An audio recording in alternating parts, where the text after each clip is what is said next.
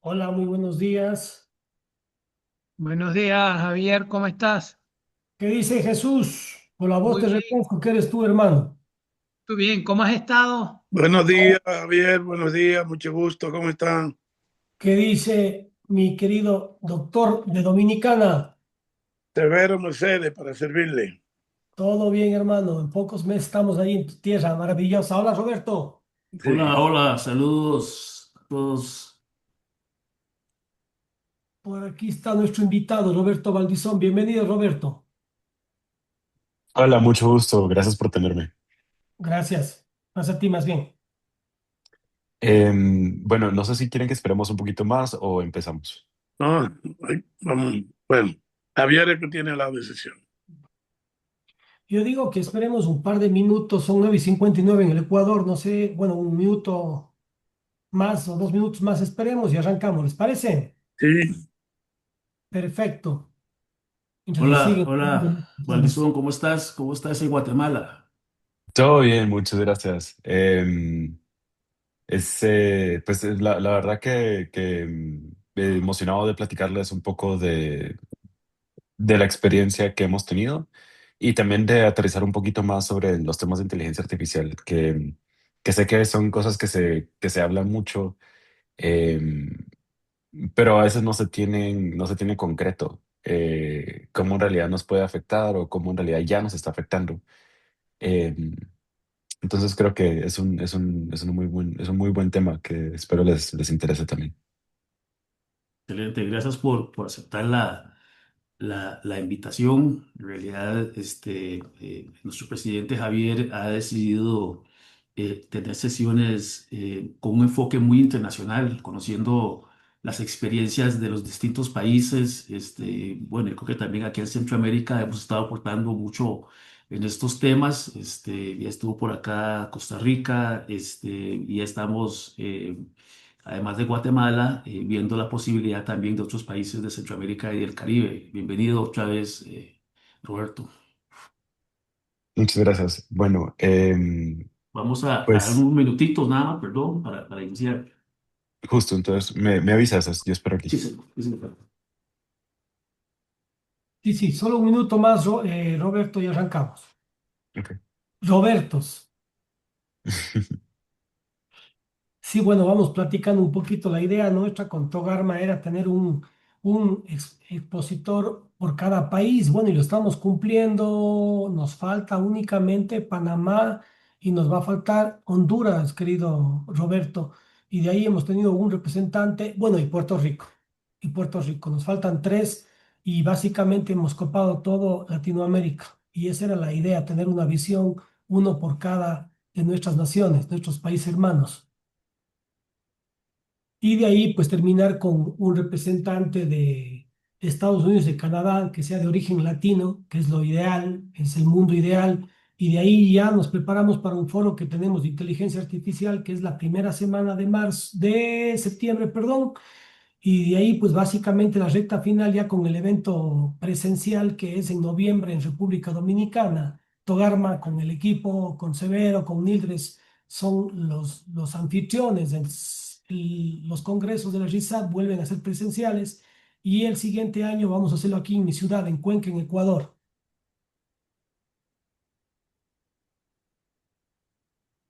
Ok,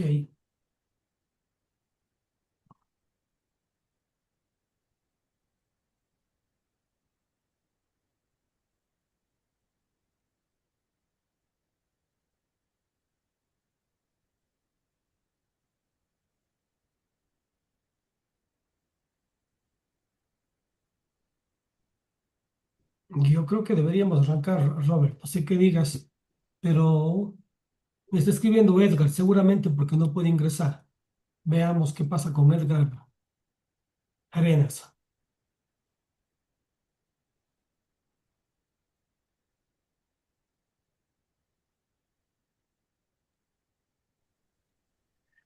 Ok, bueno, pues si quieren inicio, pues tengo bastantes slides, entonces voy a ir rápido en algunos que considero que no son tan importantes.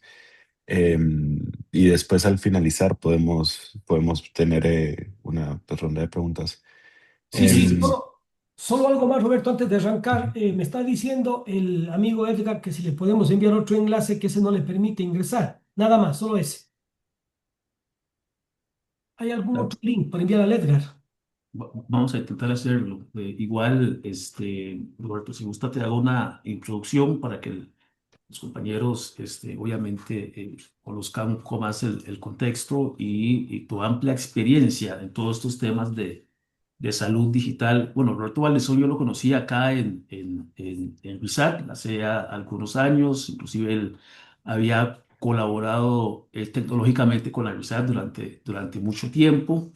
Y de verdad que es un placer tenerlo por aquí. Roberto es fundador de la empresa Celebrain, ¿verdad? Que es una empresa dedicada a estrategias, mercadeos y demás temas tecnológicas. También ha sido o es actualmente CTO de la empresa Diagmed, fundador de otras organizaciones, pero también es importante decir que Roberto, dentro de su récord educativo, tiene una maestría en administración de negocios de la prestigiosa Universidad de Cambridge y también es ingeniero bioquímico de otra prestigiosa universidad que es la de Purdue University. Y bueno, y si sigo, no terminamos con todo el rol, el expertise educativo de Roberto, pero él además es uno de los que han venido colaborando, yo lo he seguido en sus redes sociales, con el tema del desarrollo de la transformación digital en Guatemala. Ahí lo he visto en varias actividades. No invita, pero no importa, lo vemos de lejos, ¿verdad? Haciendo cosas muy, muy interesantes y nos pareció adecuado escuchar ese expertise y lo que se viene haciendo. Y él está escogiendo un tema específico de muchos que él domina. Entonces, sin más, voy a pedirle a nuestro amigo Roberto Valdizón que por favor inicie. Roberto, el auditorio es tuyo. Adelante. Muchas gracias, Roberto. Y sí, disculpa, a veces se me pasa a compartir. Pero de esta presentación, de hecho, la agarré bastante de una presentación que le hice al ICS, que es el Instituto Guatemalteco de Seguridad Social, en el cual ellos el año pasado hicieron una conferencia 360, dicen. Entonces, 360 es que juntaron a todas las especialidades, tanto médicos que estaban trabajando en el instituto, como residentes que todavía estaban en entrenamiento. Y abordamos todos los temas que habían en duda sobre los cambios que se veían en medicina y en la industria y cómo pues les podían afectar a ellos o beneficiar o impactar. Específicamente platicamos en su momento sobre inteligencia artificial en el contexto de Guate, eh, por lo que vamos a iniciar con algo pues bastante similar aquí, solo que lo amplió un poquito más a América Latina. Pues como ya me introdujo Roberto, muchas gracias por la introducción. Tengo formación en ingeniería, en negocios y amplia experiencia también en el tema de salud, operando centros de diagnóstico con resonancia, tomografía, rayos X, ultrasonido, etcétera, etcétera, en lugares remotos de Guatemala, así como pues ahora nos estamos expandiendo también a Ciudad de Guatemala. Al igual que la experiencia de llevar un hospital en la parte rural de Guatemala, que es el área norte de Petén, de un hospital nivel uno a un hospital nivel 3. Y nivel uno, cuando me refiero, era básicamente una clínica grande que fundó mi abuelo. Y cuando me refiero a clínica en Guatemala, sí me refiero a clínica de doctor, no como una clínica que yo sé que en Sudamérica a veces son hospitales. Y lo llevamos a un nivel hospitalario. Además, pues en este trayecto he tenido experiencia en Citibank. Hemos desarrollado aplicaciones de software con utilización de inteligencia artificial, como durante COVID, que desarrollamos con otros investigadores un AI que mejoraba las pruebas de testeo rápido utilizando información contextual. Así como también una empresa de energía que provee resiliencia a centros hospitalarios y a centros de imágenes. Pues antes de todo el tema biomédico, mi pregrado, digamos, mi licenciatura en ingeniería fue en Pensilvania en energía. Entonces, ¿qué es lo importante de esto? No es hablar de mí, es solo que sepan de que lo que viene de esa presentación viene tanto de una visión de instituciones a nivel global, como también de experiencia que he tenido en centros en América Latina, inclusive en lugares bastante remotos de nuestra región. Entonces, ¿qué quiero que platiquemos hoy? Uno, ubicar reto de salud en América Latina y de lo que y cómo impacta la tecnología. Distinguir entre diferentes familias de inteligencia artificial en grandes rasgos, sin meternos mucho detalle, porque eso pues, nos tomaría mucho tiempo y tal vez no es necesario. Interpretar críticamente las métricas que aparecen en una demostración comercial o básicamente entender qué es lo que nos están diciendo cuando nos dicen que un algoritmo tiene cierta especificidad o cierta sensibilidad. Revisar la evidencia sobre desplazamiento laboral, qué se predijo y qué ocurrió y por qué. El punto 4 creo que es muy importante porque muchas veces de lo que se platica de inteligencia artificial o de lo que muchas veces causa cierto temor o recelo es de que por muchos años mucha gente vino diciendo, sí, ya vino la IA y nos va a reemplazar a todos. Y hoy, que estamos en el 2026, podemos ver algunas de las predicciones del 2016 y vemos qué fue lo que pasó. Y para acortárselos, no fue eso, sino que en realidad la demanda por las profesiones ha aumentado. Claro que sí han habido cambios, pero no es que lo haya reemplazado. Identificar los riesgos documentados, que no son siempre los que se anuncian, aplicar un marco práctico de adaptación profesional y de evaluación de proveedores. Entonces, en América Latina, y tomo Guatemala como ejemplo, que Guate, pues tenemos de los sistemas de salud con más dificultades de toda la región. Cuando vemos Centroamérica, pues podemos ver Latinoamérica en grande, ¿verdad? Y después podemos ver Centroamérica como un sample size, un petri dish, digamos, una pequeña parte de ver cómo está la región. ¿Por qué hablo de Centroamérica así? Porque da la curiosidad que Guatemala, El Salvador, Honduras y Nicaragua, pues tienen muchas similitudes en el cual tenemos una medicina mayoritariamente privada. A lo que me refiero a privada es que mucho del tratamiento de salud y cobertura termina siendo financiado del bolsillo del paciente, em, a pesar de que tenemos sistemas en el cual se esperaría de que nuestros sistemas de salud públicos serían los que cubrieran todo. Pero somos economías pues pequeñas y un tanto pues desorganizadas, para ser honestos. Entonces no alcanza el bolsillo para que eso sea una realidad, por lo cual termina siendo mucho de la atención privada. Costa Rica y Panamá son otro mundo y eso lo tomaríamos como, digamos, el sector más avanzado de salud de América Latina, como para hacer la equivalencia. Guatemala y estas partes serían como los sectores que tienen sus dificultades, que mucho es privado. Costa Rica y Panamá sí tienen una cobertura bastante amplia, en la cual también hay sus dificultades, como listas de espera largas, y para todas estos tipos de dificultades hay soluciones. Regresando a lo que estamos platicando, pues tomando Guatemala como indicio, lo vemos que esto se replica en muchos lugares de la región. No solo tenemos las enfermedades de los países en vías de desarrollo, como son un gran porcentaje de enfermedades transmisibles, sino que también estamos teniendo ahora un alto índice de obesidad, lo cual la obesidad nos lleva a problemas de hipertensión, diabetes y enfermedades crónicas. Entonces, no es el tema de que solo tenemos que lidiar con lo que ya teníamos de problemas, digamos, de un país en vías de desarrollo con poca limitación o lo que antes se conocía como enfermedades de países pobres, sino que ahora también tenemos lo que antes se conocía como enfermedades de países ricos, que son hipertensión, diabetes, y que son cosas que están creciendo muchísimo. ¿Esto qué implica para los diagnósticos? Pues que cada vez hay más necesidad para ello, porque no solo tenemos el dengue, malaria, sino que tenemos cardiopatías, tenemos altas glicemias que le tenemos que dar seguimiento, y para hacerlo pues necesitamos estos diagnósticos para la detección temprana. Además de esto, Guatemala es uno de los países más jóvenes de la región, por lo que este modelo no solo se replica, sino que se aumenta mucho más en otros países. ¿A qué me refiero? A de que nuestra población está envejeciendo y el gasto de salud está aumentando, pero no está aumentando a la misma velocidad.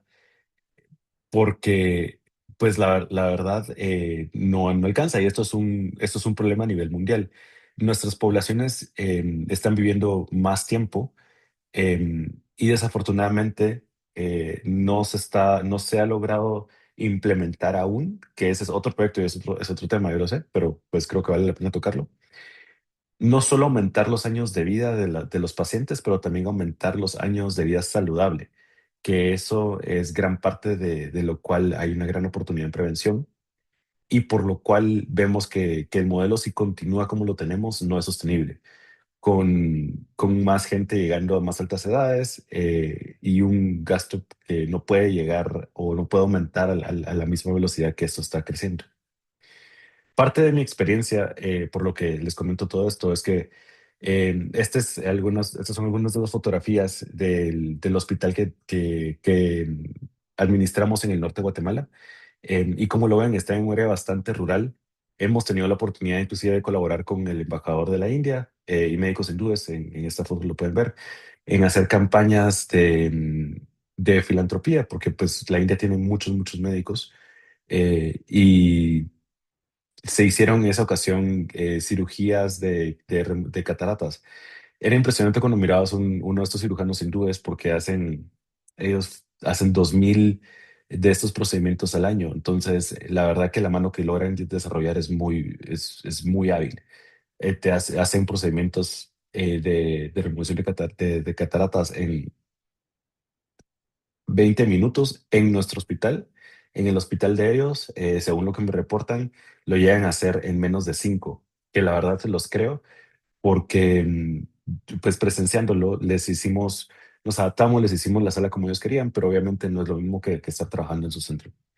Lo importante de esto aquí es ver de que a pesar de que instalamos una resonancia, una tomografía de alta definición, una sala de procedimientos con laparoscopía, que tenemos especialidad, gran parte de la dificultad en la expansión no se dio solo en conseguir los equipos o ver qué tecnología era la que era necesaria, ver qué era lo que más aplicaba, sino que los desafíos siguen siendo los mismos. Gran parte del desafío era tener electricidad, tener infraestructura adecuada, tener los médicos y especialistas adecuados que estén disponibles, tener la organización para manejar a todos estos pacientes. Y eso es algo que la tecnología puede ayudar, pero no puede resolver.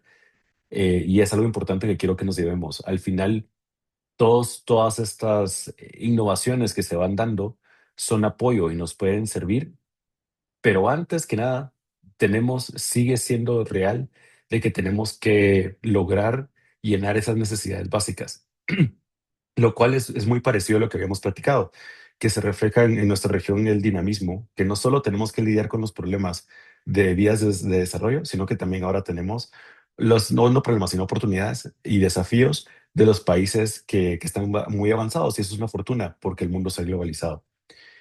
Yendo más de detalle de qué es la inteligencia artificial, agarré esta infografía que en realidad les diría que hasta se desactualiza porque todo esto va muy rápido.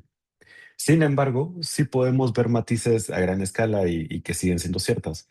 Hoy en día ya tenemos modelos de machine learning funcionales, sistemas autónomos, sistemas de deep learning que están en utilización en varias partes de nuestro mundo, de reconocimiento de patrones, de procesamiento de lenguaje natural, em, de gamification. Y hasta ahí vamos, digamos, a un modelo en el cual hemos gozado de estos avances, pero mucho de esto todavía se ha quedado tras el monitor.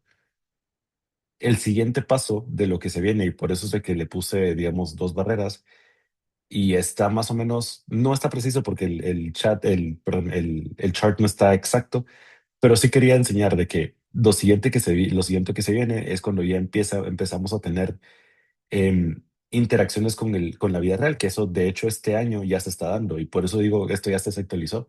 Ya la traducción en tiempo real, si tienen un iPhone, de hecho lo pueden probar. No funciona a la perfección, pero funciona. Y no son los primeros en hacerlo.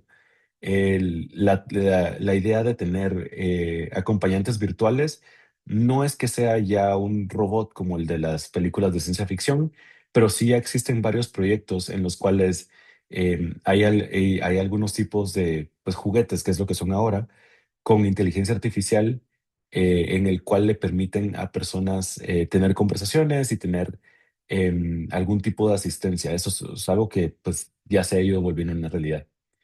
El siguiente paso, que sí todavía está un poquito más lejano, es la aplicación de la robótica a un alto nivel, en el cual de verdad se automatice los procesos en el mundo real, por así decirlo.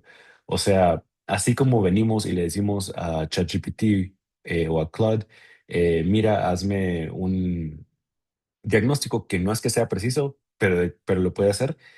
Eventualmente, y hay proyectos en el cual sí ya se están probando la que la robótica haga ciertas partes de los procedimientos de forma autónoma.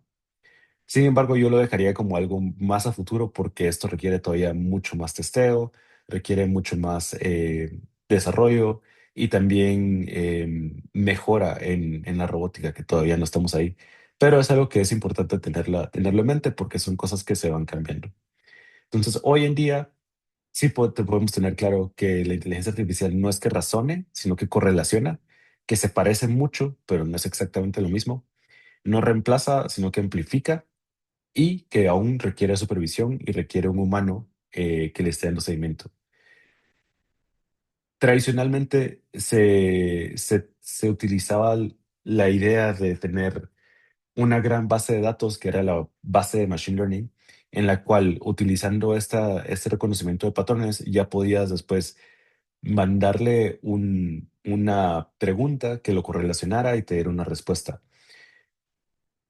Digo tradicionalmente porque esto cambió después de que Google sacara, pues publicara varios papeles sobre modelos de transformadores, lo cual hace que mucho de esto ya esté hecho antes de tener que hacerlo en tiempo real. Y esto fue lo que hizo que cambiara mucho y que se acelerara y que hoy en día ya no necesitamos tener tanto tiempo para que se procese cada una de estas cosas, sino que son procesos que la verdad ya están bastante hechos, que también tiene sus partes negativas, y es que tal vez ahí se perdió un poco de especificidad, pero se abrió mucho el campo a que pueda ser utilizable y ahora lo vemos que tenemos una gran disponibilidad de este tipo de servicios. Sin embargo, la lógica sigue siendo lo mismo. Hay una entrada de una pregunta o algo de información que uno le mete al modelo. Hay capas ocultas que le dicen black box model o como un modelo de caja negra, que la verdad el usuario no tiene idea de qué pasó, ni, ni de qué tipo de correlaciones está haciendo. Han habido algunas mejoras, pero si se ponen a ver son muy limitadas. No es que tengamos ni el tiempo ni probablemente el detalle de ponernos a ver cuáles son todas las correlaciones que está haciendo, y nos da una salida con una probabilidad. O sea, nos da una respuesta que me dice, esto es más o menos lo que está pasando basado en lo que tú me dijiste y con lo que yo me entrené. Entonces, lo llamamos igual basado en esto, porque para ponernos a diferenciar cosas es gran parte pues es marketing, pero por así decirlo tenemos desde el 98 al 2012 lo que se desarrolló como modelos de computación asistenciados, después un aprendizaje profundo que sigue siendo utilizable hoy, y del 2020 y pico para ahora, que es lo que se está volviendo muy interesante, que son los modelos funcionales y agentes, derivado de todo esto que platicamos de las investigaciones que hicieron compañías como Google y otras compañías que Google compró, en lo que ya se hacía mucho de este trabajo pre.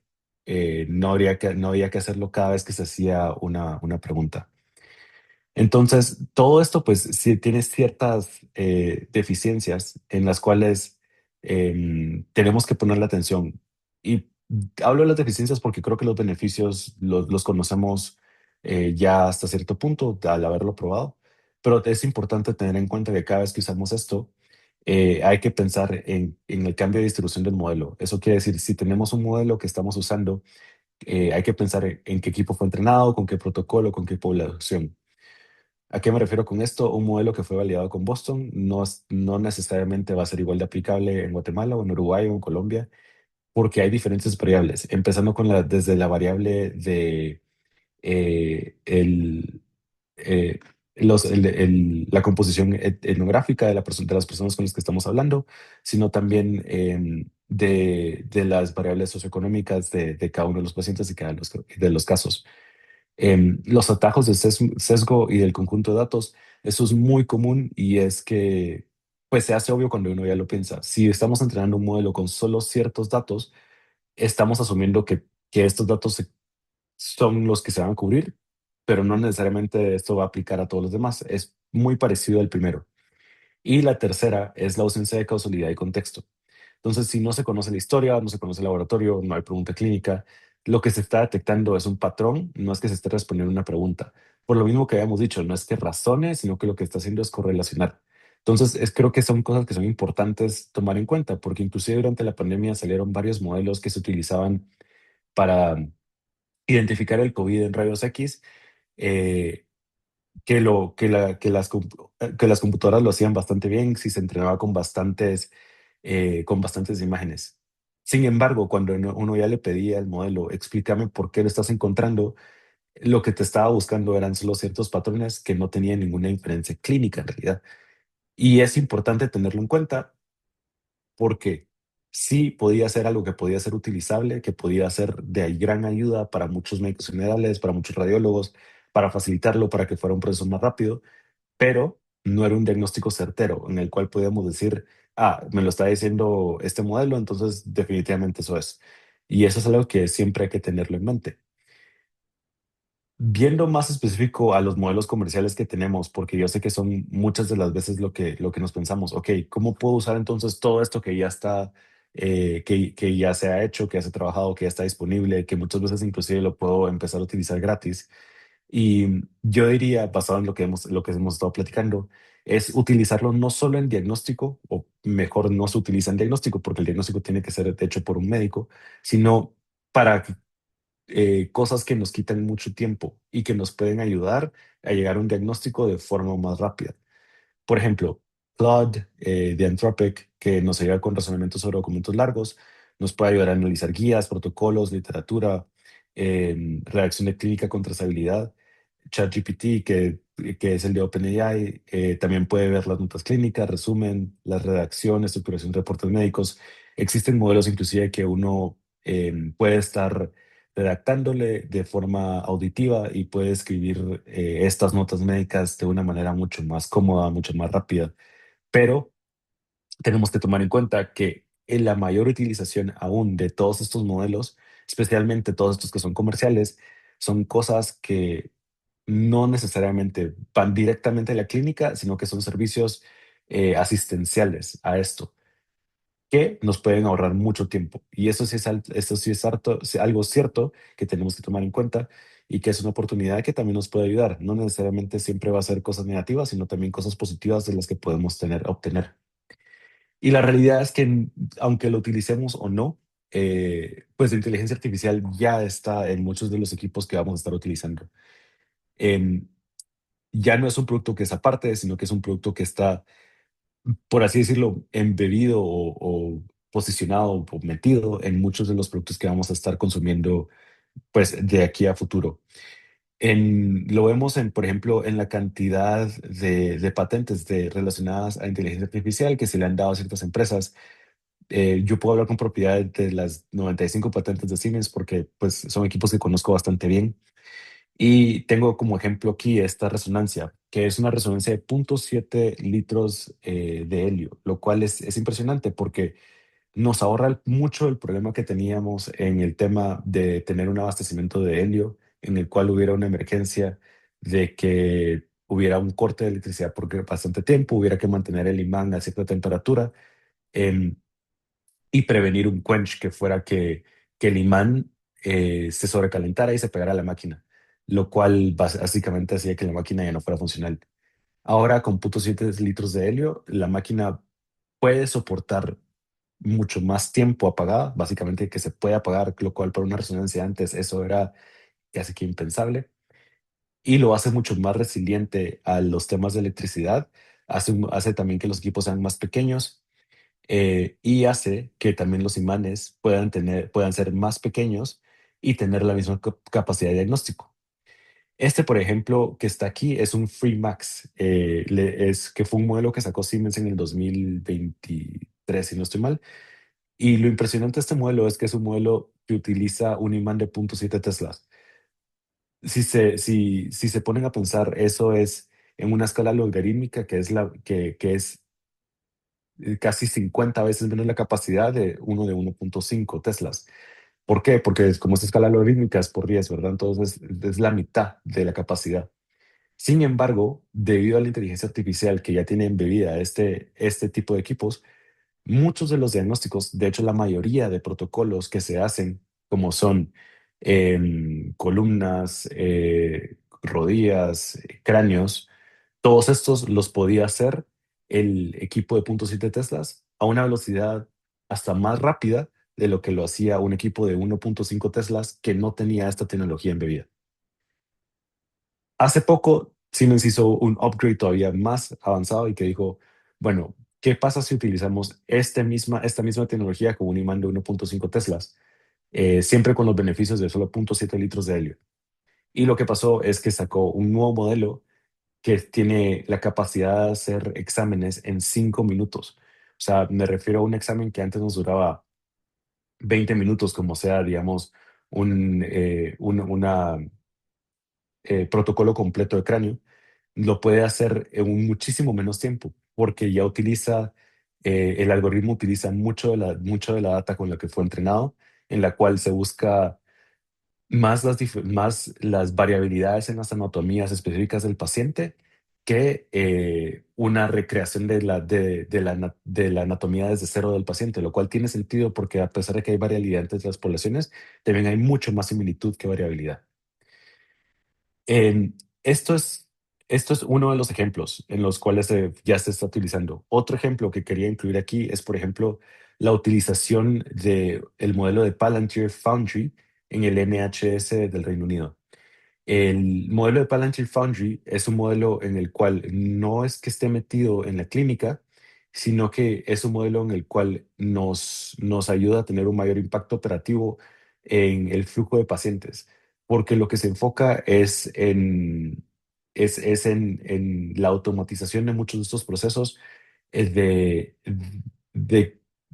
administración, por así decirlo. Sin embargo, en el 2026 el gobierno británico decidió no continuar con ello, a pesar de que sí les estaba ayudando, porque había un tema en el cual eh, muchos de estos datos los estaba hosting o los estaba teniendo Palantir en Estados Unidos, que es de donde son ellos, y se estaba llegando a una dependencia de un modelo externo a un sistema de salud. ¿Qué es lo más probable que pase después de que se quite este sistema? Lo más probable es que el modelo, el NHS vaya a tener que hacer un desarrollo muy similar, tal vez inclusive utilizando la misma herramienta de Palantir, pero ya de propiedad propia, de propiedad del NHS, en el cual la data se quede en el Reino Unido, que sea manejada con las políticas del Reino Unido. Y es un ejemplo en el cual podemos ir pensando cómo estos modelos, si no los aplico bien a mi práctica, también puedo tener otro tipo de problemas a futuro, no, pero no problemas serios a futuro, sino que riesgos, quisiera decirlo de una manera más certera, de riesgos de qué está pasando con la información, quién es en realidad el que está diciendo qué pasa con la información, quién es el que está decidiendo después cómo va a ser utilizable. Y eso es algo que pues cada vez va a ser más importante porque los pacientes poco a poco van a ir enterándose y dándose cuenta del valor que esto tiene. Em, También quería platicar un poquito sobre ya cómo entender entonces si quiero utilizar uno de estos modelos y alguien me viene a decir, ok, ya platicamos de todo esto, ya platicamos de cómo puedes utilizarlo. Ahora quiero que empecemos a platicar sobre cómo vamos a utilizar un modelo em, y ver la diferenciación entre cuál es el valor predictivo positivo de un modelo de sensibilidad del 95% con especificidad del 90% Y lo importante que quiero que se lleven aquí de todas estas imágenes es de que si es una enfermedad que tiene más prevalencia y que ya es obvio cuando uno lo dice y lo piensa, el modelo va a tener mucho más valor predictivo positivo, o sea que los resultados de verdad van a ser precisos, que si es un modelo que tiene poca prevalencia, que si es una enfermedad que tiene poca prevalencia, a pesar que sea el mismo modelo. O sea, algo de especificidad de 95% con eficiencia de 90% va a tener un valor positivo predictivo del 70% si es algo con prevalencia del 20%, pero si es una enfermedad rara que pasa muy, pues que no es común, el valor predictivo positivo de este mismo modelo va a ser solo del 4,6%. ¿Por qué es importante esto? Porque pues venimos platicando de todo lo que puede hacer el AI y cómo nos puede beneficiar y cómo se pueden hacer máquinas que sean pues de otro nivel al que teníamos antes, pero siempre es importante tomar en cuenta que el juicio médico sigue siendo muy importante. Sigue siendo lo principal, a pesar de que tengamos estas nuevas tecnologías, porque si dependemos solo del testeo externo de un modelo, por más bueno que sea, caemos en este riesgo que es inherente a pues, la matemática de la naturaleza del mismo. ¿Qué quiere decir esto ya, digamos, de forma más detallada? Si tuviéramos un modelo de especificidad del 95%, perdón, de sensibilidad del 95%, especificidad del 90%, y lo aplicamos a 10,000 personas, con una prevalencia del 1%, vamos a poder separar efectivamente que detectar adecuadamente que tenemos 100 enfermos y 9,900 sanos. O sea, la mayoría de gente va a estar sana. Si lo agarramos a una población general y no tenemos ningún criterio y decimos, ok, toda la gente la vamos a testear.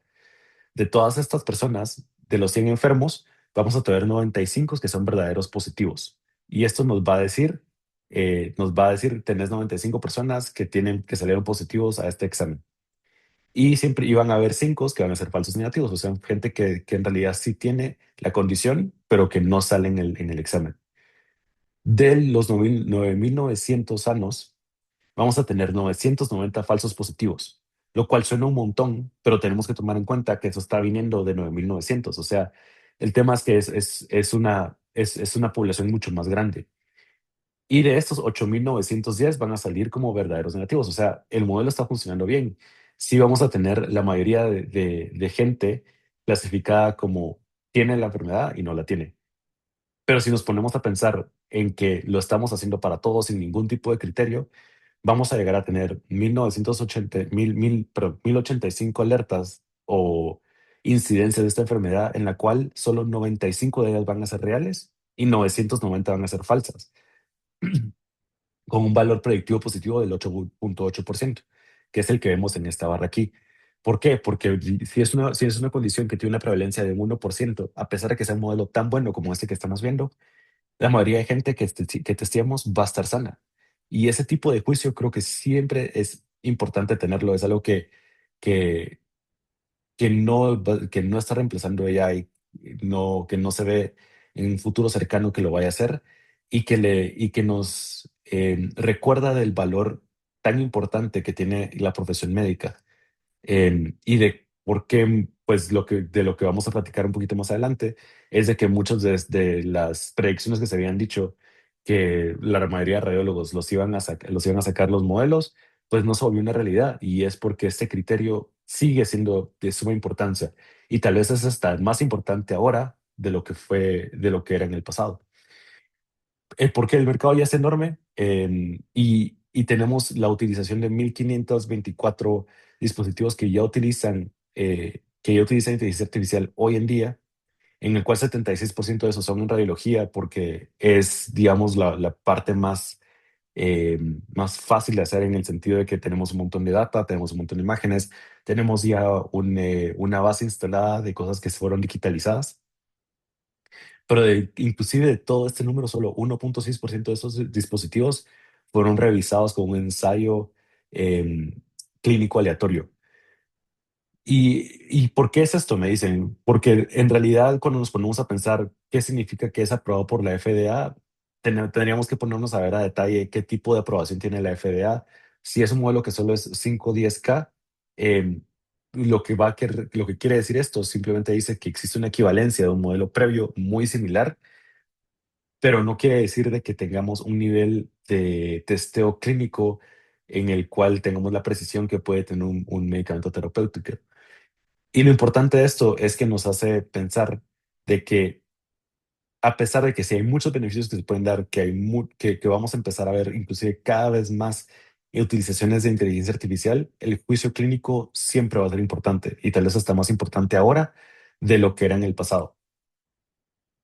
Por eso vemos la predicción esta famosa de la que se estaba comentando, en el cual en el 2016 Geoffrey Hinton creía de que en 5 años los modelos de aprendizaje iban a reemplazar a la mayoría de radiólogos.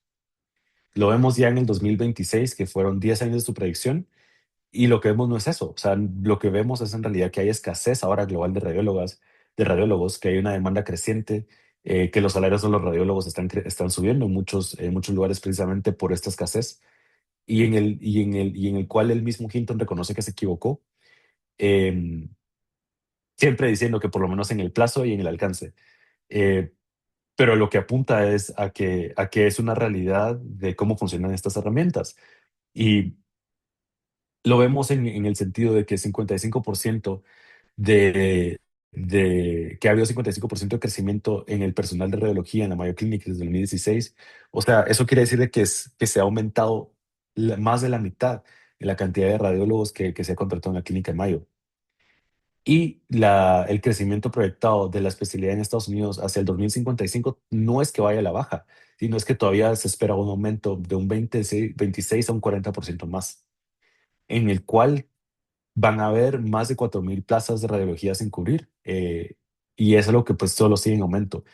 Mucho es porque la población está creciendo, porque mientras más eh, eh, pues conciencia hay de todos los tipos de patologías y más testeo hay, más examinación hay, eh, mejoran nuestros sistemas. Eso quiere decir que hay más atención, hay más necesidad. Y lo que importa es que recalca la importancia del juicio clínico y de la profesión del médico en el mundo moderno, que no es de que la IA venga a desplazarlo, y mucho menos en el tema de diagnóstico, sino que hay que pensar en la IA como herramientas que nos pueden ayudar a agilizar, específicamente útil, muchas veces en los procesos que son aleatorios, en lo cual pues le damos tiempo a que la tecnología mejore en los temas de correlación diagnóstica que nos pueden ayudar más a futuro. Básicamente aquí se explica a un poquito más a detalle por qué se cree que falló George Hinton, y algunas de las razones fueron por alta exposición, o sea, detección de hallazgos frecuentes y bien definidos, cuantificación de mediciones, priorización de lista de trabajo, redacción del borrador estructurado, por exposición media, que es donde el diagnóstico diferencial en casos típicos, el comparativo de estudios previos, el control de calidad del técnico, y de baja exposición, correlación clínico-radiológico, casos anticipados, patología rara, procedimientos intervencionistas, comunicación con el clínico del paciente, decisión del protocolo y de conducta. O sea, el profesional en riesgo no es el radiólogo. El radiólogo es el valor de este aumentado. Sin embargo, si dijéramos que es un radiólogo que solo está identificando a gran escala porque tiene pereza y queremos solo decir, ok, todos estos son X patología, porque me lo imagino y porque veo la figurita parecida a la que vi la semana pasada, eso sí lleva un riesgo de desplazamiento y de ser reemplazado, porque es exactamente lo que puede hacer el algoritmo.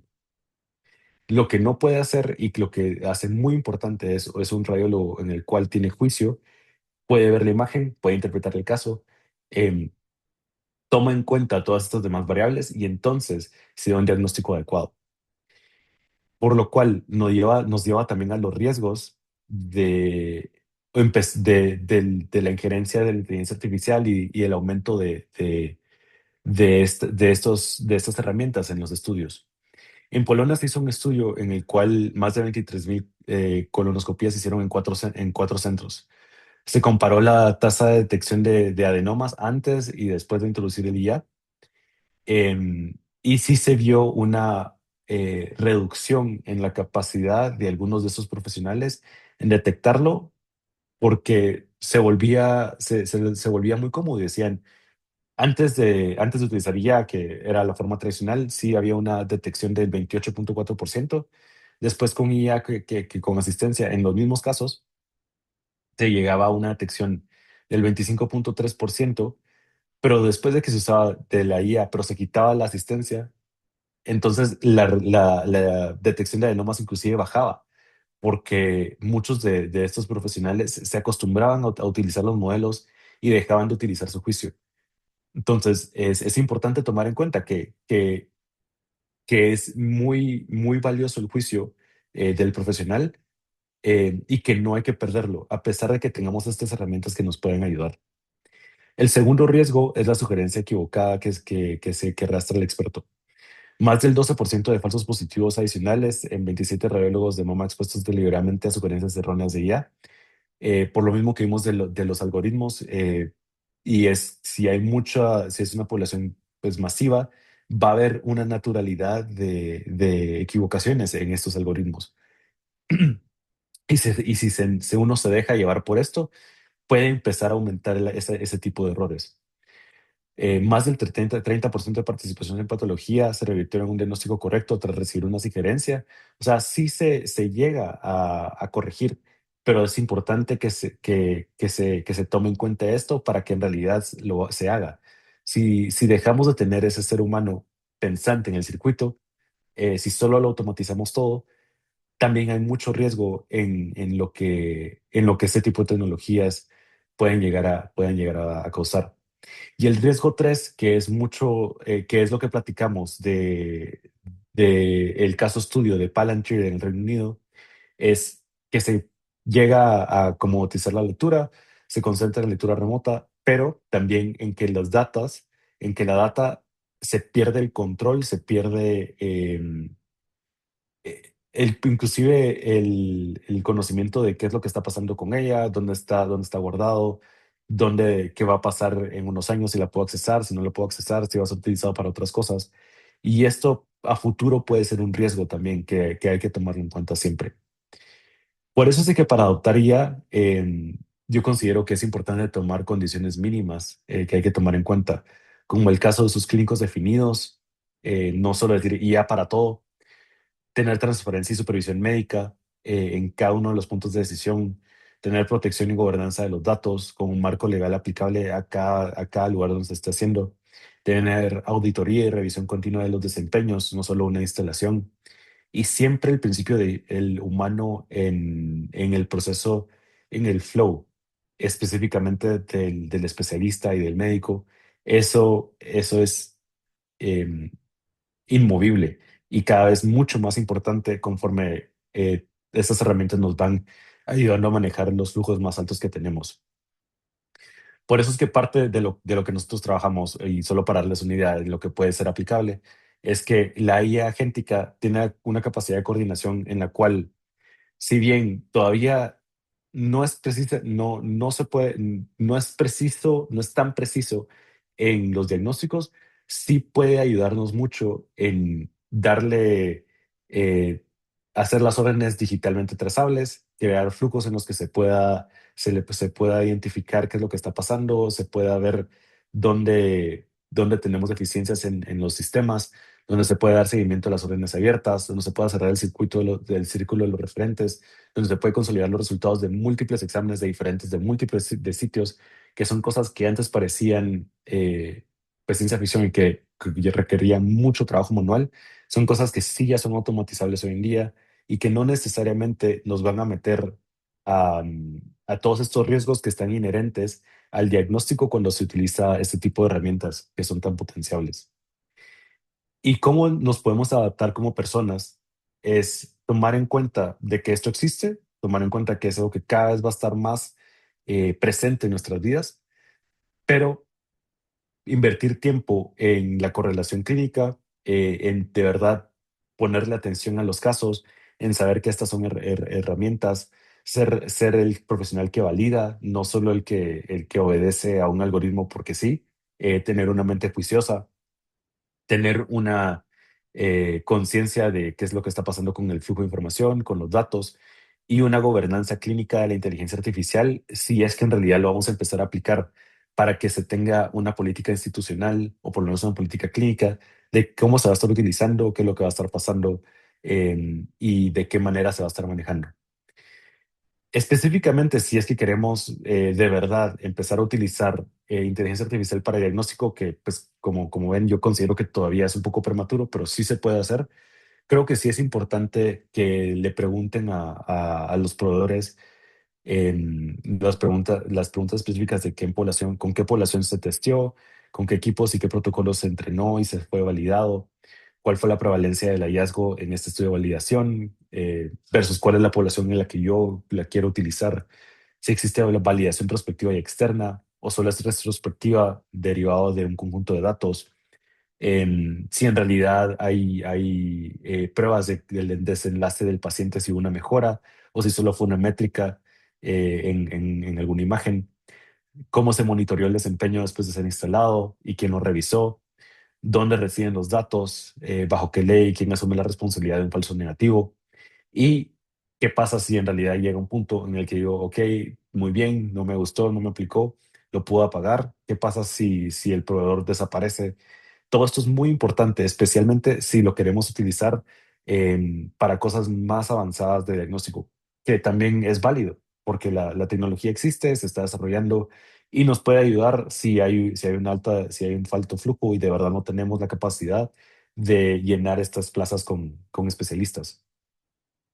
Para los especialistas que lo van a empezar a utilizar, creo que no hay que ignorarlo, creo que es una tecnología que está disponible y como tal hay que utilizarla, pero tenemos que tener conciencia de que se tiene que acostumbrar a hacer lecturas ciegas primero, sin la utilización de esto, para no dejarnos guiar por sesgos del algoritmo, para hacer un muestreo periódico sin asistencia. Eso quiere decir, a veces, a pesar de que tenga esta herramienta, pues no utilizarla para seguir entrenándonos, seguir practicando, registrar los desacuerdos. O sea, si vemos de que se están identificando ciertos casos que no están de acuerdo a lo que me decía el algoritmo, pues apuntarlo en algún lado para recordarnos, para compartirlo con otros que también lo van a utilizar y proteger la formación de los residentes que lo van a utilizar.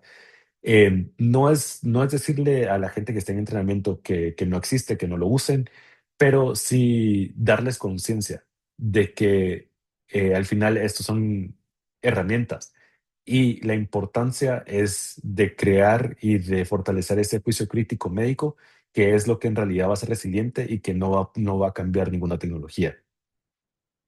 Entonces, creo que me llevé un poquito más del tiempo, pero pues quería compartirles em, parte de todo este tema que es muy emocionante y resumirles 6 cosas en las que podemos poner la atención y que nos podemos llevar de esta plática.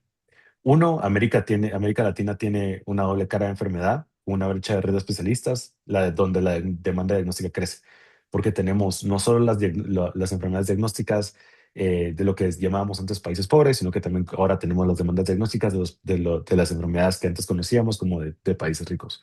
Es decir, no solo las enfermedades contagiosas, sino también enfermedades crónicas que también ya se están identificando. Dos, la inteligencia artificial son varias tecnologías distintas con riesgos distintos. Siempre hay que preguntar qué específicamente es de lo que estamos hablando. Tres, toda validación pública es ajena. La única que protege al paciente es la validación local. Entonces, ¿qué quiere decir esto? Es muy importante siempre utilizar cosas que han sido probadas, de que ya tienen cierta evidencia, pero tomar en cuenta que lo más importante va a ser cuando ya lo utilicemos nosotros en nuestra práctica y cómo eso va a afectar. Cuatro, la evidencia del desplazamiento apunta al contrario, la demanda de radiólogos creció. La inteligencia artificial no está desplazando a los especialistas, inclusive los radiólogos, que era, digamos, el que primero iba a desplazar, sino que al contrario, la demanda está creciendo. Eso hace o recalca la importancia creciente del médico en nuestro mundo. Cinco, los riesgos reales son la descalificación, el sesgo de automatización y la pérdida del control sobre los datos. Y seis, la adaptación no es técnica, es de verdad pensar en dónde está el valor como clínico, como juicio médico, al utilizar todas estas herramientas.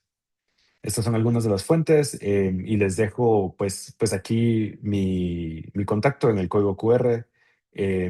Si quieren también una encuesta, si quisieran saber un poquito más de información. Y si alguno de ustedes quiere colaborar con Koi Ventures, que es un acelerador con el que tuve una llamada ayer, me dijo por favor compartirles, tal vez hay gente que está interesada en desarrollar cosas de salud digital, que se comuniquen, yo los puedo poner en comunicación. Ellos desarrollan startups y proyectos de salud digital en la región. Eso era básicamente lo que les tenía por compartir. Gracias. Muchas gracias, Javier.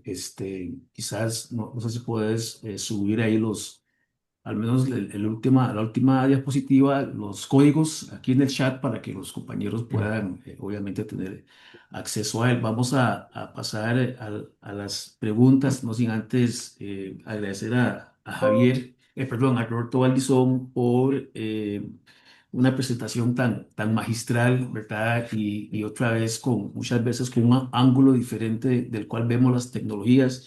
Quisiera resaltar ahí, tal vez, si me permite, Tocayo Valdizón, algunas de las cosas que ya expuso, y uno de los temas es la superación al temor de la inteligencia artificial, pero siempre viendo la inteligencia artificial como un elemento de apoyo, no un elemento de toma de decisión.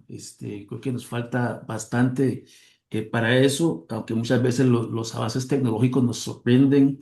Una de las frases que rescato, Roberto, es que la tecnología apoya, pero no resuelve estos temas, ¿verdad? Eso es Correcto. importantísimo. Las tecnologías de información son para el soporte a la toma de decisiones de los profesionales. Y bueno, muy contentos de saber también han estado trabajando con experiencia de la India, que sabemos que son unos gurús en estos temas tecnológicos y que ustedes han tenido la oportunidad ya en el norte de Guatemala de ir avanzando no solo con las tecnologías propias, sino también con el aporte de esa experiencia. Cuando pones ahí la gran cantidad de plataformas, ¿verdad? 9 plataformas de IA, de cloud, ChatGPT, Gemini, etcétera, uno se da cuenta que, aunque si bien es cierto, hay muchas opciones desde ese punto de vista, ahí hay brinco a la última parte de tu exposición, hay que hacerse muchas preguntas antes, ¿verdad? Y eso nos pasa mucho en los sistemas. Y tal vez ir cerrando, indicando que temas como expedientes clínicos electrónicos, la misma inteligencia artificial, no sustituyen al profesional médico, ¿verdad? Correcto. Y además de eso, hay un punto que yo sé que es más amplio, ¿verdad? Por un factor tiempo, que es el tiempo de la gobernanza, que ha costado muchísimo ese tema en la implementación de sistemas. Y finalmente, quisiera recalcar eh, que lo que estamos implementando en estas cosas es tecnología, no es salud. Hay una diferencia sustancial y para esto hay profesionales en cada lado, ¿verdad? Y muchas veces se confunde. Entonces, voy a primero otra vez agradecer a Roberto Valdizón. Esperamos verlo muy pronto otra vez actualizando su cuota con USAD, ¿verdad? Para estar con nosotros. Creo que nos puede ayudar con muchísimas cosas desde el punto de vista, no solo sé que también está haciendo muchas cosas más allá en Guatemala y fuera de Guatemala.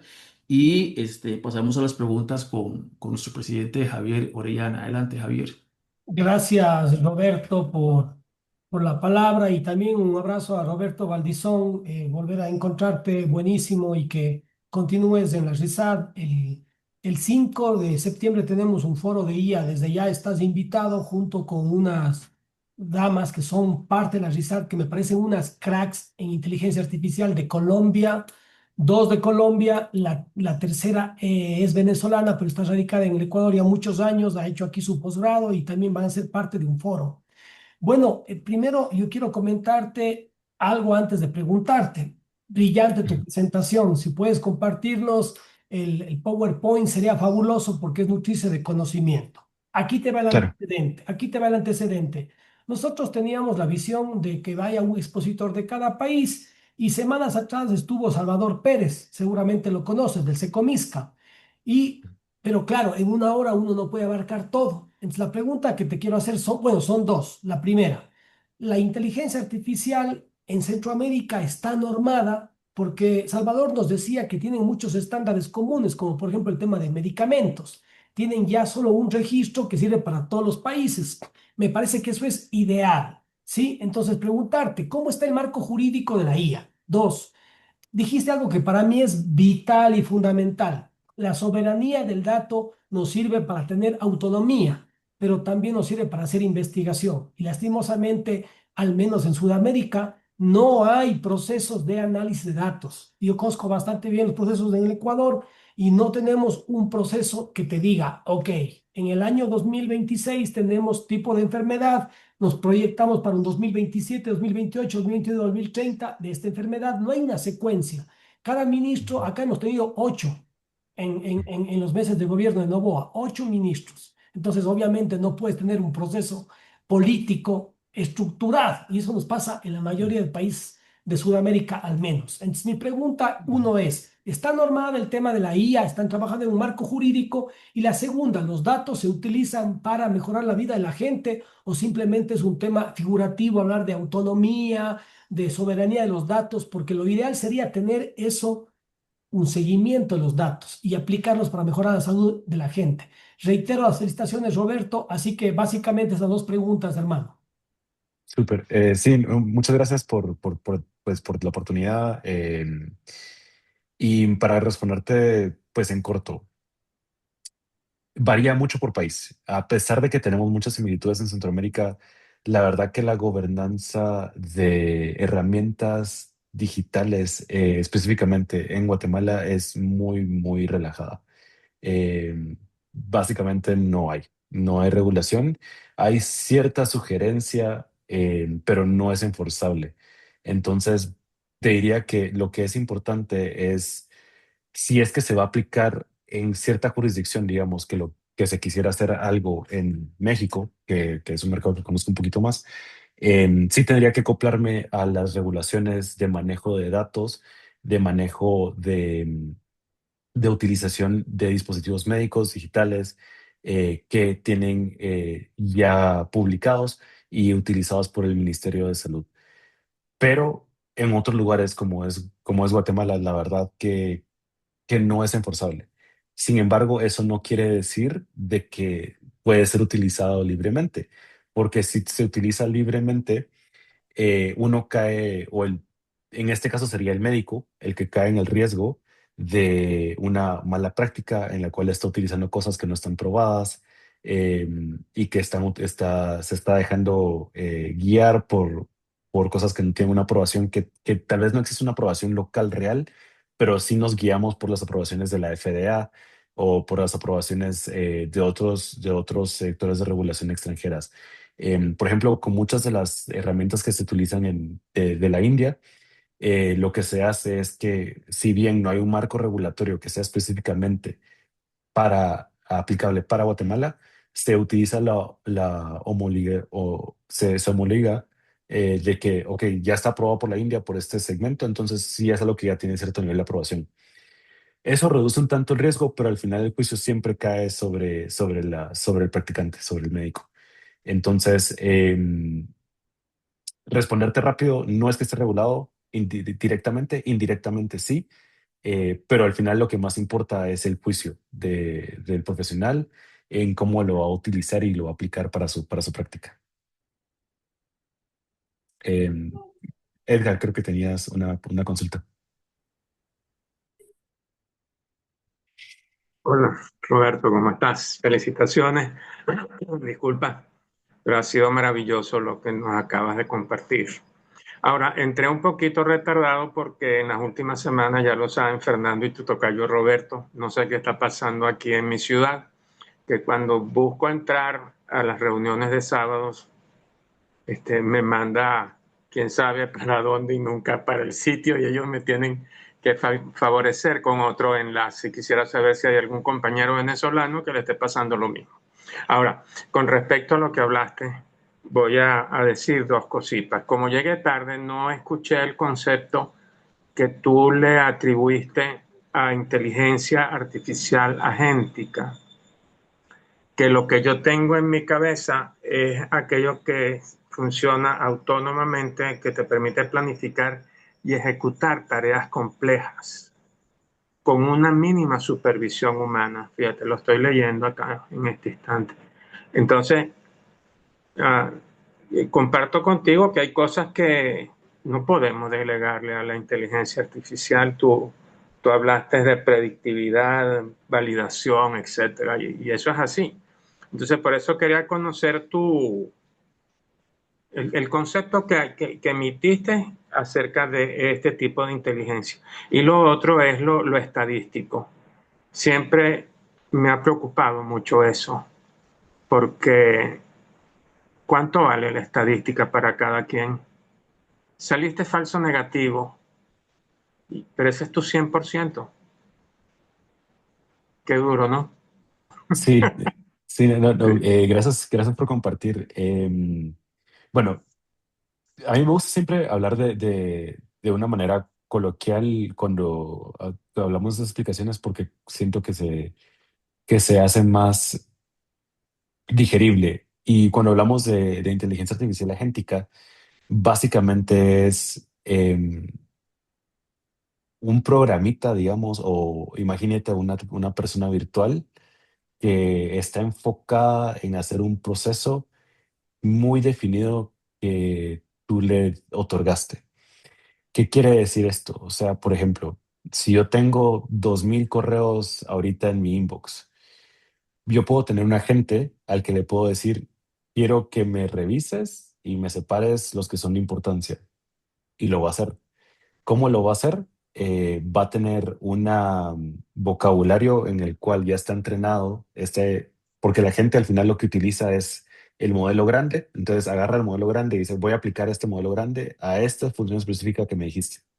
Entonces voy a agarrar las palabras que yo creo que son importantes y es con eso voy a filtrar todos los correos que me dijiste y los voy a separar y voy a decir, estos son tus correos importantes. Y todos los correos que no tengan esas palabras no son importantes. Y entonces te los voy a separar para lo otro. ¿Cuál es el riesgo ahí? Puede hacer de que un correo importante no tenga palabras que estén directamente relacionadas a ese diccionario y que se vaya, pero de que lo va a automatizar el proceso y que lo va a hacer todo mucho más rápido y que justamente por lo que platicamos de la estadística, 99% de esos correos van a estar bien catalogados, lo va a hacer. Cuando es un tema de correos, no importa, no es tan importante, especialmente porque yo sí creería que si es un correo que es de verdad importante, sí va a tener de este tipo de palabras. Y creo que eso es algo que también se puede platicar, que es algo que a veces uno se toma por sentado, pero hay reglas básicas de que si no va a mandar un correo, le tiene que ponerlo urgente, o si es, digamos, un diagnóstico, o si es algo que de verdad quiero que tenga seguimiento, hay que ponérselo. Que eso son cosas que a veces uno asume el sistema se dice, bueno, no todo el mundo sabe esto, pero no, hay veces que a veces uno le da el correo y lo usa uno solo así. Pero el tema es cuando son correos al final no puede ser, no tiene el mismo peso que cuando tú vas a dar un falso positivo o un falso negativo. Y por eso es la importancia de siempre ser juicioso con lo que estamos utilizando. Con la inteligencia artificial no es que sea algo nuevo, el tema de los falsos positivos y falsos negativos siempre ha existido con toda herramienta diagnóstica. O sea, cualquier laboratorio, cualquier herramienta que utilicemos para diagnosticar, si solo la utilizamos por sí, va a tener cierto sesgo, va a tener cierto error por la naturaleza de la variabilidad de los casos. Pero siempre lo importante y lo que hay que tener en mente, inclusive más ahora que la inteligencia artificial elabora las respuestas tan bien hechas, es de que el juicio clínico es extremadamente importante. Entonces, no sé si eso respondió un poquito de tus dudas. No, sí, claro. Muchísimas gracias, fue maravilloso. Sí, porque por el retardo que te digo que estoy teniendo aquí en Venezuela para poder tener acceso, cosa que quiero agradecerle infinitamente a Javier y a Roberto, que me están ayudando en la última semana enviándome sobre la marcha la solución del problema. Vale, un abrazo, de verdad. Muchísimas gracias. Gracias. Te felicito, lo has Claro, hecho muy bien. claro. Gracias, Edgar. Severo, contame, ¿tenías alguna duda?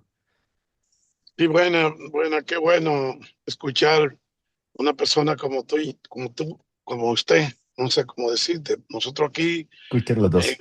En República Dominicana nos referimos a lo demás de usted, no solo por la edad, sino por respeto y sobre todo el conocimiento que tú has transmitido en una situación muy compleja y a la vez muy preocupante. Y te digo esto para llegar a la pregunta.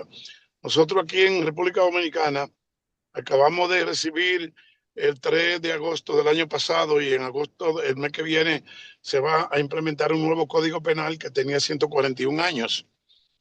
Ahora en agosto cumple 142 años.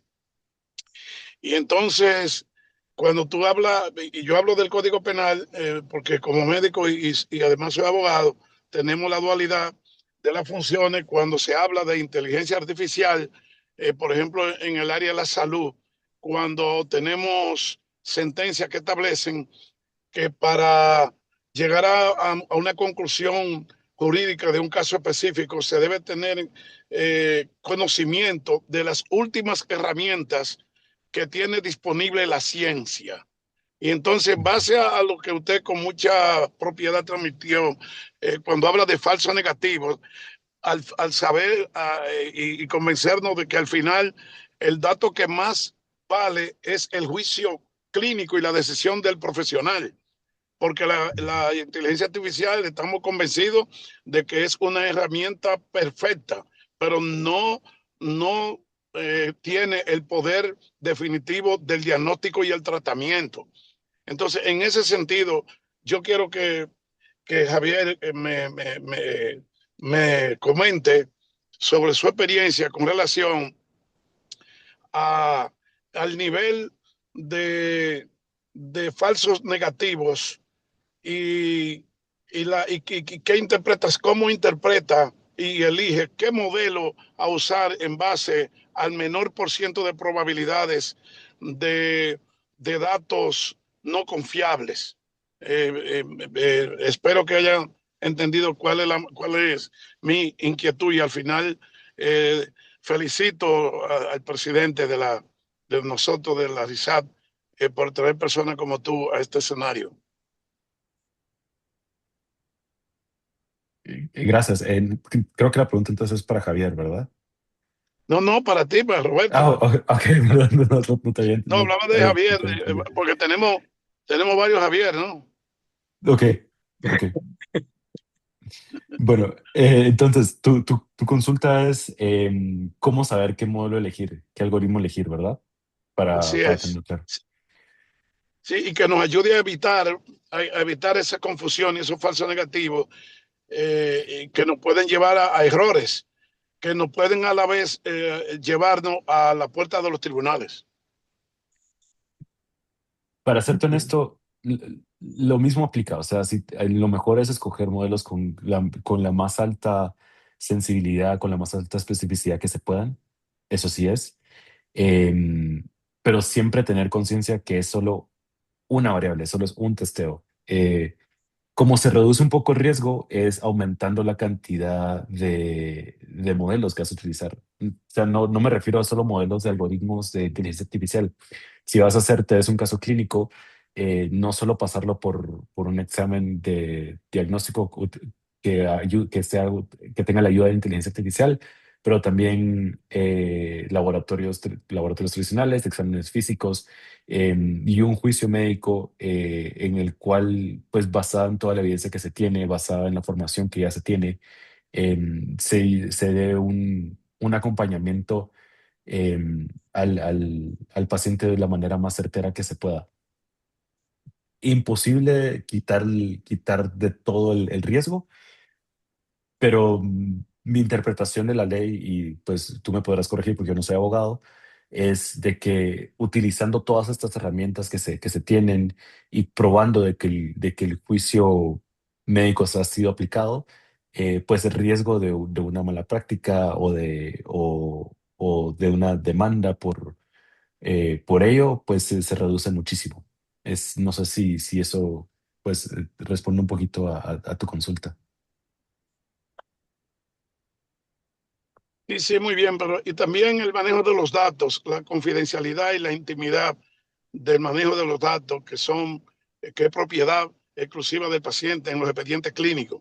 En esos casos, ¿cómo ustedes manejan según los modelos que usted transmitió?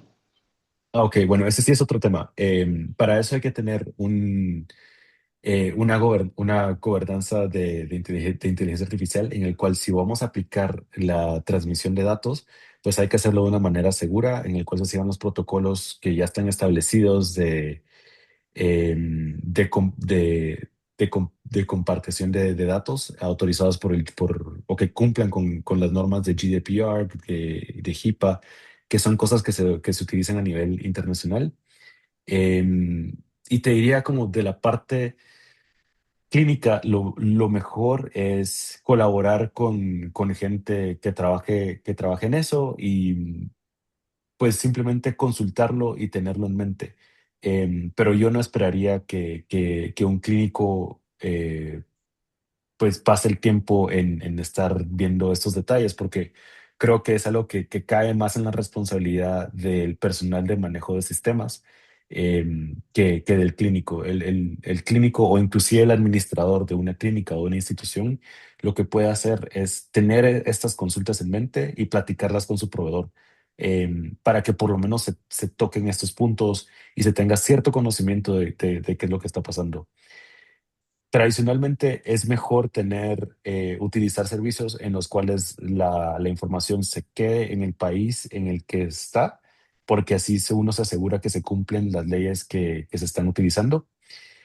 Pero en el mundo de hoy en día, esto no siempre es aplicable. Hay muchas veces que se utilizan servicios de nube que en realidad están siendo guardados en otros lugares con otras regulaciones. Pero te diría que al final esto es responsabilidad del proveedor y ellos son los que tienen que asegurarse de estar cumpliendo con esos temas.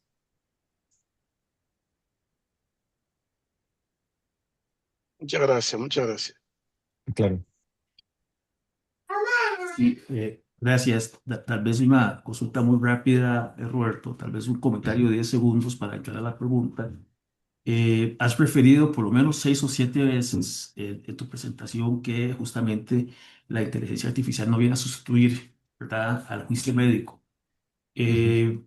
Cuando uno analiza, hay un tema casi utópico, diría yo, o de interés, de estudio, donde muchas grandes empresas han hecho despidos justificando el uso de la inteligencia artificial. Lo vimos con Amazon, con Oracle, con mismo Microsoft, Meta y todos estos.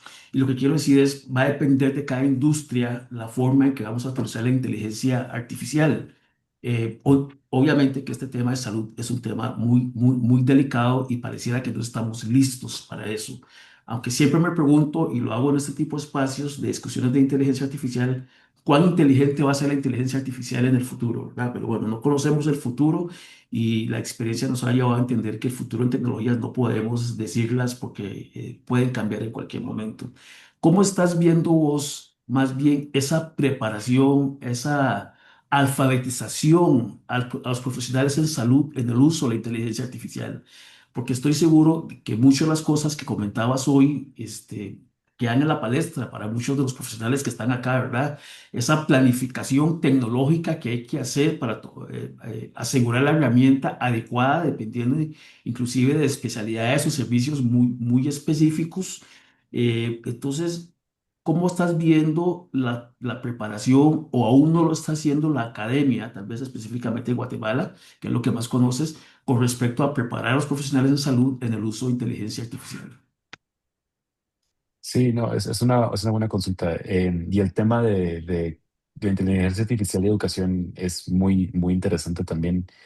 Em, en la mayoría de países no se está tocando lo suficiente, la verdad, no se está elaborando lo suficiente.